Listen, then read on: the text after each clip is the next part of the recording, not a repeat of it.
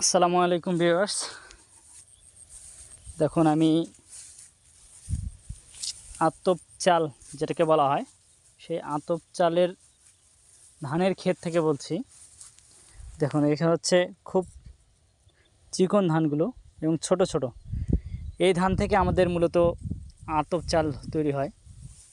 দেখেন আমি এই যতদূর পর্যন্ত আমাদের ক্যামেরা যাচ্ছে সবগুলো হচ্ছে আতপ চালের জমি। এগুলো আমাদের এলাকায় বলা হচ্ছে শাল্লা ধান অথবা শাল্লা ধানের চাল।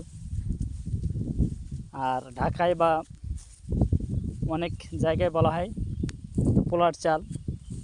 সে চাল দেখুন আমরা কিভাবে এই চালটাকে উৎপাদন করি।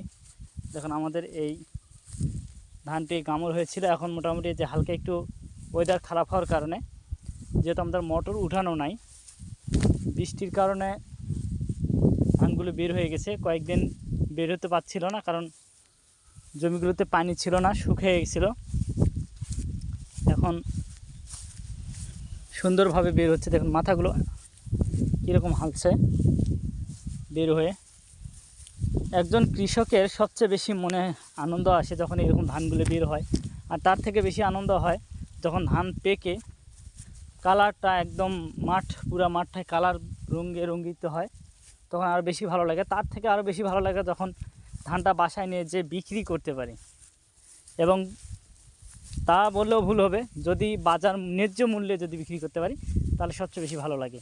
আর দেখা যাচ্ছে এবার গত সিজনে আমি 4200 টাকা ধান বিক্রি করেছি, এবং গত সিজনে বিক্রি করেছিলাম 6000 টাকা। সেক্ষেত্রে দেখুন কতটা তারতম্য।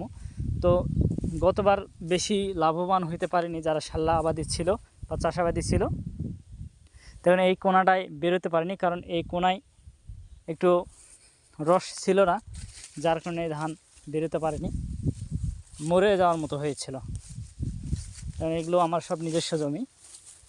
এই জমিগুলোতে আমি নিজ হাতে ধান লাগিয়েছি, রক্ষণাবেক্ষণ করতেছি। এখন আজকে মূলত দেখতেছি হচ্ছে কারেন্ট পোকা। এই জমিগুলোতে অনেক জায়গায় কারেন্ট পোকা ধরছে।